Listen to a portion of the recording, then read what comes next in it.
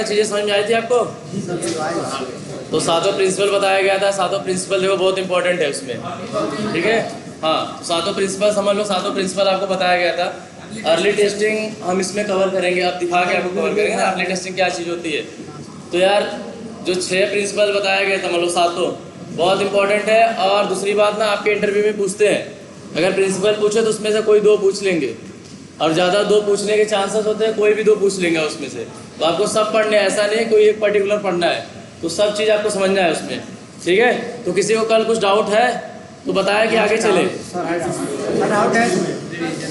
देखो, testing source presence of defect का मतलब है कोई भी एप्लीकेशन है, ठीक है, वो एप्लीकेशन मतलब देखो उसमें उसका आंसर है कि ये जो टेस्टिंग है ना डिफेक्ट के प्रेजेंस को दिखाता है, ठीक है। अगर वो प्रेजेंस ना हो तो हम लोग उसकी टेस्टिंग क्यों करें, ठीक है। और सेकंड कहा कि 100% टेस्टिंग इज़ नॉट पॉसिबल, या exhaustive testing is not possible, कि मतलब यार हम कितना भी टेस्टिंग कर ले, कहीं ना कहीं थोड़ी कमी होती है, लेकिन हम अपने एंड से जो है प्रोडक्ट को बग फ्री देंगे। लेकिन आज अच्छा चल रहा है ना, कल की हम गारंटी नहीं ले रहे कि ये चीज़ अच्छी चलेगी, ठीक है।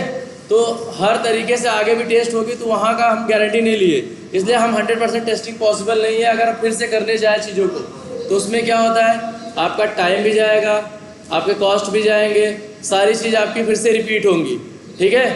और थर्ड क्या था आपका, डिफेक्ट क्लस्टरिंग। डिफेक्ट का मतलब होता है जब एक्सपेक्टेड और एक्चुअल कंडीशन मिसमैच होती है, ठीक है। एक्सपेक्टेड और एक्चुअल कंडीशन, देखो डिफेक्ट की डेफिनेशन हमेशा यही रहेगी, चाहे आज पढ़ो चाहे आगे भी पढ़ोगे, तो डिफेक्ट का मतलब यही है कि जब आपकी एक्सपेक्टेड और एक्चुअल कंडीशन मिसमैच होगी, मैच नहीं मिसमैच होगी, नहीं मिलेगी, तो आपका वो क्या है, डिफेक्ट हो गया। क्लस्टरिंग का मतलब होता है कि जहाँ बंचेस में सारे चीज़ हो, कोई भी चीज़। अब यहाँ डिफेक्ट की बात करें तो मतलब बंचेस में डिफेक्ट हो, ठीक है। किसी पर्टिकुलर कोई एक एप्लीकेशन है, उस एप्लीकेशन के किसी पर्टिकुलर मॉड्यूल पे, ठीक है। जैसे यहाँ पे देख रहे हो ये सब, ये लेट सपोज ये मॉड्यूल है, ठीक है। ये 5 मॉड्यूल है आपके पास, 5, 6, 7, ये 8, ये 9, ये 10, 11, देखो ऐसे देख रहे हो।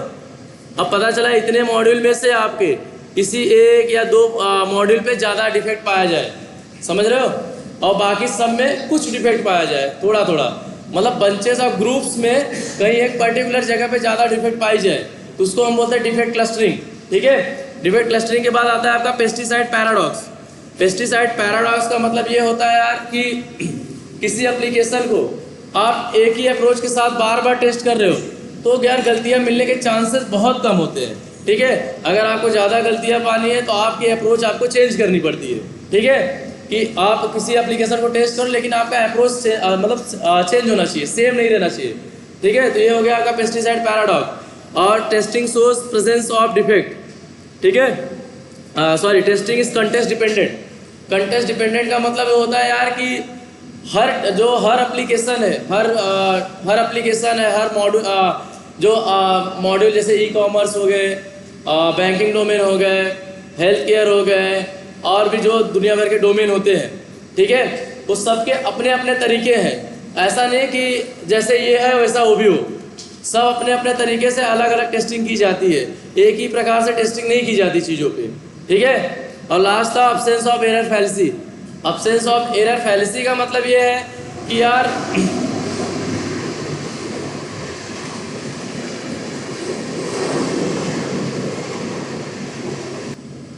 अब्सेंस ऑफ एरर फैलेसी का मतलब ये है कि यार जैसे मतलब रिक्वायरमेंट कुछ और थी, रिक्वायरमेंट आपको कुछ और मिली थी, आपने प्रोडक्ट बनाया कुछ और है, ठीक है, तो मतलब अपने हिसाब से टेस्टिंग कर दी है। अब यार सामने वाला कस्टमर क्या चाहेगा, जैसा हम चाहते हैं वैसे ही प्रोडक्ट मिले ना आपको। ऐसा नहीं है कि यार आप चाह कुछ और रहे हम दे कुछ और रहे, इससे कोई सेटिस्फाई होगा नहीं होगा, चाहे वो लाख अच्छी चीज़ें हो, लेकिन यार कस्टमर की सेटिस्फेक्शन बहुत इंपॉर्टेंट है इसमें। तो इसलिए ये बोला जाता है कि it is not mandatory to मतलब give the bug free product, हाँ, but it is necessary to give the customer fulfil the customer requirement. Customer की रिक्वायरमेंट को फुलफिल करना ही बहुत बड़ा इंपॉर्टेंट है अब्सेंस ऑफ एरर फैलेसी का। तो ये जो सातों प्रिंसिपल है यार, तो इसमें ऐसा नहीं है कि हम बोल रहे हैं तुम बोल रहे हो, ये उसके प्रिंसिपल है, ये इसी प्रिंसिपल के अनुसार हम सब अपना अपना काम करते हैं, ठीक है। ये हम तुम नहीं बनाए, किसी ने जो बनाया था प्रोग्राम वाले उन्होंने बना के रखा है सारी चीज़ें, ठीक है, चलो अब यार प्रिंसिपल मतलब होते हैं जैसे सिद्धांत, ऐसा होता है ना कि ये प्रिंसिपल है, ये रूल्स है। अब कानून होते हैं ना कि कानून को हम यार अपने हिसाब से नहीं तोड़ मरोड़ सकते, वो वहाँ पे है, ये नियम, आप ये क्राइम करोगे तो आपको ये मिलेगा, वो क्राइम करोगे तो ये मिलेगा, ऐसे सारी चीज़ें बनी हुई है, ठीक है, ऐसे ही प्रिंसिपल है। तो अब जैसे ये देखो, अब जैसे सिंपल ऐसे सोचो, जैसे कोई काम करना है आपको या कोई घर बनाना है आपको, तो आप क्या करोगे? सबसे पहले आप क्या करोगे? जैसे आपको घर बनाने को मिला तो आप वहाँ पे क्या करोगे? हाँ बताइए, मतलब क्या करो, कैसे, क्या अप्रोच रहेगी? आपको बनाया दिया गया कि यही व्हाइट बोर्ड बनाना है,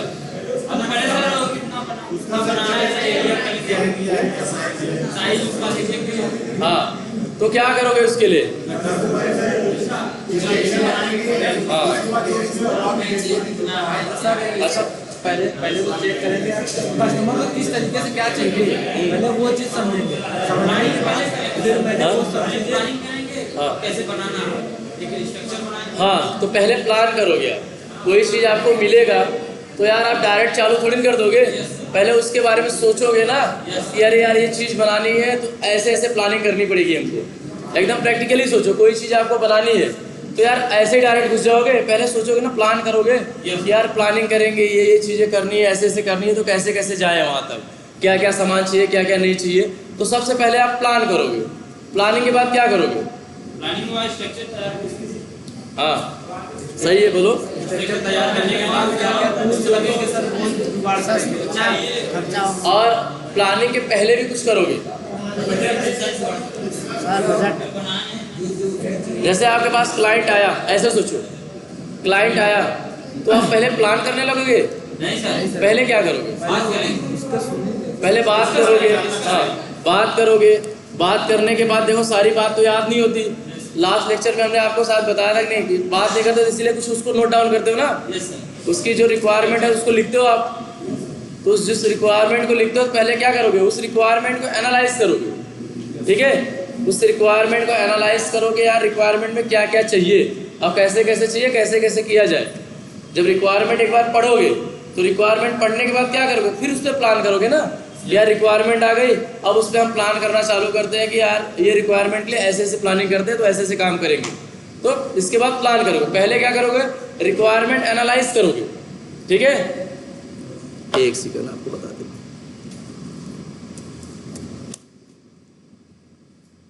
ठीक है।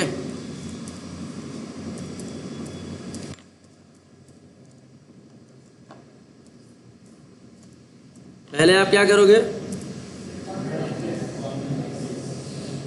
एक सेकंड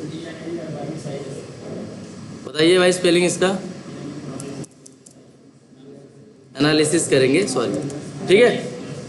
पहले हम लोग रिक्वायरमेंट एनालिसिस करेंगे, ठीक है।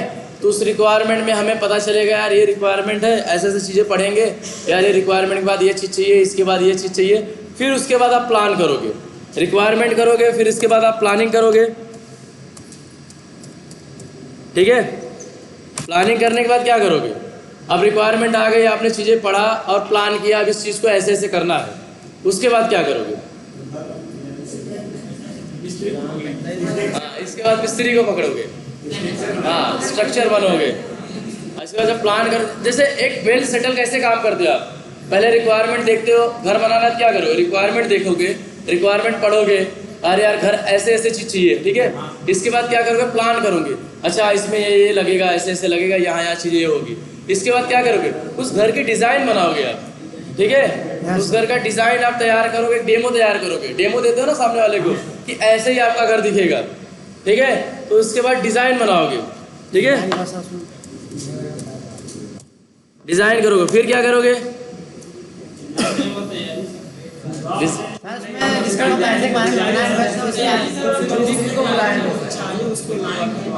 हाँ चलो सर, रिक्वायरमेंट किए, एनालाइज किए, इसके बाद प्लान किए, प्लान करने के बाद डिज़ाइन किए, फिर डिज़ाइन करने के बाद अब चीज़ें पता चल गई ना ऐसे ही बनेगी। नहीं सर, कॉन्ट्रैक्ट ले लीजिए। हाँ तो ठीक है, कॉन्ट्रैक्ट ले लिए, ठीक है। डिज़ाइन किए, डिज़ाइन करने के बाद पता चला यार ऐसे ऐसे चीज़ें लगेगी, अब डिज़ाइन करने के बाद आपको क्या पता चलेगा यार, अब इसमें रिसोर्सेज क्या क्या लगेगा, कि यार लकड़ी पे खड़ा होगा, कि सीमेंट पे खड़े होंगे, कि कैसे खड़ा होगा चीज़ें ये, ठीक है। तो आप क्या करोगे, उसके बाद आप एक इन्वायरमेंट सेटअप होता है, ठीक है। इन्वायरमेंट मतलब जैसे आप कोई अपना एप्लीकेशन ही चलाते हो, ये आप लोग विंडोज़ पे चलाते हो ना, यस सर। विंडोज़ होता है, एप्पल के लिए मैक होता है, फिर ओएस होता है, ठीक है। तो आप इसके लिए ये इन्वायरमेंट सेटअप तैयार करोगे यार, किस इन्वायरमेंट में हमें कौन सी चीज़ें चलानी है, कौन सी नहीं चलानी है, ठीक है। इन्वायरमेंट सेटअप तैयार करने के बाद आप क्या करोगे, जब इन्वायरमेंट सेटअप, हाँ ये चीज़ चाहिए, इसके बाद क्या करोगे, फिर उसको देखोगे, उसको बनाने के बाद उसको देखोगे, हाँ भाई ये चीज़ें अब बन गई है, ठीक है।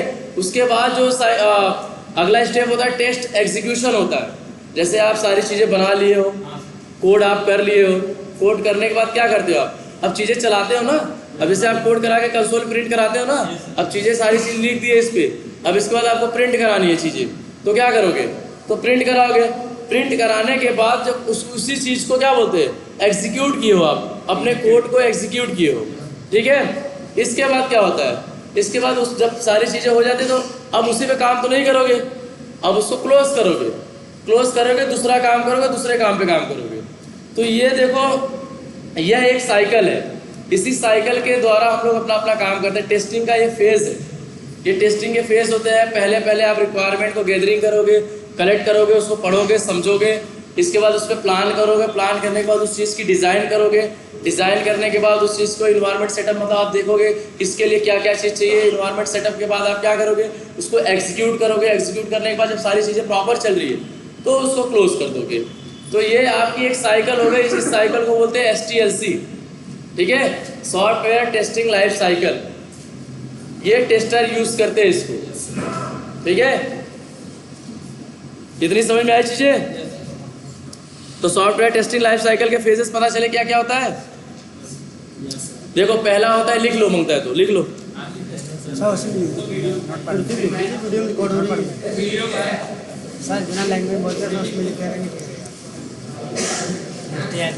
आप लोग भी लिख लो साथ साथ बुक में।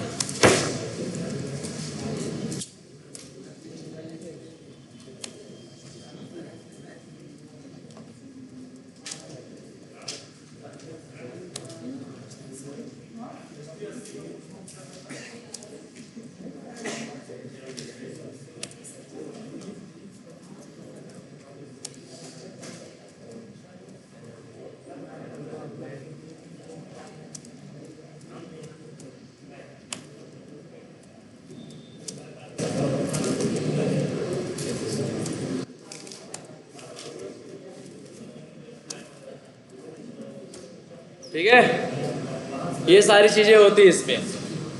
ये STLC के फेज है, इसी फेजेस के द्वारा हम लोग अपना अपना काम करते हैं कि पहले ये करेंगे, इसके बाद ये करेंगे, उसके बाद ये करेंगे, इसके बाद ये करेंगे, ठीक है। ये भी इंटरव्यू में आपके पूछते हैं। ये सॉफ्टवेयर टेस्टिंग लाइफ साइकिल है।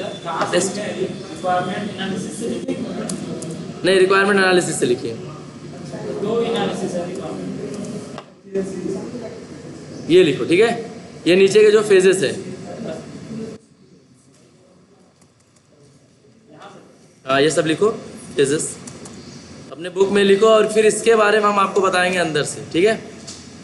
और ये सारे फेजेस है, ये फेजेस फॉलो करते हैं। इसमें बहुत सारी मीटिंग्स भी होती है, और उस मीटिंग में आपको कैसे क्या करना रहता है सारी चीज़ें बताएंगे। पहले ये फेजेस याद कर लो आप लोग कि कौन कौन से फेजेस होते हैं। फेजेस पूछते हैं, फिर उसमें पूछने लगते हैं कि प्लानिंग क्या होता है। थोड़ा आपको प्लान बताना है, प्लानिंग में क्या क्या करोगे। जो देखो रिक्वायरमेंट एनालिसिस क्या होता है पता है, लिख लीजिए तब बताते हैं। चलो अब देखो यार, एक प्रिंसिपल आपका बाकी था, अर्ली टेस्टिंग, ठीक है। अब अर्ली टेस्टिंग का मतलब ये होता है, ऐसे सोचो कि यार क्लाइंट है। अब क्लाइंट यार ज़रूरी नहीं है कि बहुत समझदार है जैसे आप लोग हो, ज़्यादा ज़रूरी है कि उसके पास पैसे हो, ठीक है। अब पैसे रहेगा तो अपने हिसाब से काम करवाता है ना वो। अब अर्ली टेस्टिंग का मतलब ऐसे होता है कि यार क्लाइंट आया, BA से मिला। अब BA को बोला यार कि मुझे एक कार बनानी, कार, ठीक है। उस कार में यार हमें ऐसा है कि जो 4 पहिए है ना यार, हमें 4 पहिए चारों के चारों एकदम आगे चाहिए, ठीक है, पीछे एक भी पहिए नहीं चाहिए। तो यार फिर वहाँ पे वो जो बीए होगा वो उनको मना करेगा, अरे यार देखो ये पॉसिबल नहीं है, अब 4 पहिए आगे कर दे तो पीछे वाली पार्ट क्या होगी, ठीक है। तो अर्ली टेस्टिंग का मतलब ये होता है कि जो सॉफ्टवेयर टेस्टिंग लाइफ साइकिल होती है ना, उसके पहले की टेस्टिंग। जैसे जब हम रिक्वायरमेंट लिखते हैं, कोई चीज़ पॉसिबल नहीं है तो वहाँ पे बता देना देखो ये चीज़ पॉसिबल नहीं है, यार आपको 4 नहीं हम 6 पहिए दे देंगे, लेकिन 6 पहिए कहाँ देंगे, 2 आगे 2 पीछे 2 बीच में डाल देंगे। अब ये बोलो यार चारों के चारों आगे दे दे, या तो बोले यार पहिया मुझे ना ऐसे देखो ट्रायंगल में दे दो ऐसे, यार तो ब्रेकर का पता ही नहीं चलेगा, ऐसे ऐसे गाड़ी चलेगी, ठीक है। हाँ तो यार फिर मतलब क्या हुआ। तो इसलिए अर्ली टेस्टिंग का मतलब ये होता है कि चीज़ें पहले ही मना कर देना कि यार ये पॉसिबल नहीं है, यार ये चीज़ें आपको ऐसे दी जा सकती है लेकिन ऐसे पॉसिबल नहीं है। तो अर्ली टेस्टिंग का मतलब ये होता है, ठीक है। वो सॉफ्टवेयर डेवलपमेंट लाइफ साइकिल के पहले की बात है, ठीक है। जब हम रिक्वायरमेंट लिखते हैं तभी वो चीज़ें समझा दी जाती है, देखो ये पॉसिबल नहीं है, ये पॉसिबल ऐसे किया जाएगा। तो ये हो गया आपका अर्ली टेस्टिंग। तो आपके सातों प्रिंसिपल क्लियर हो गए ना।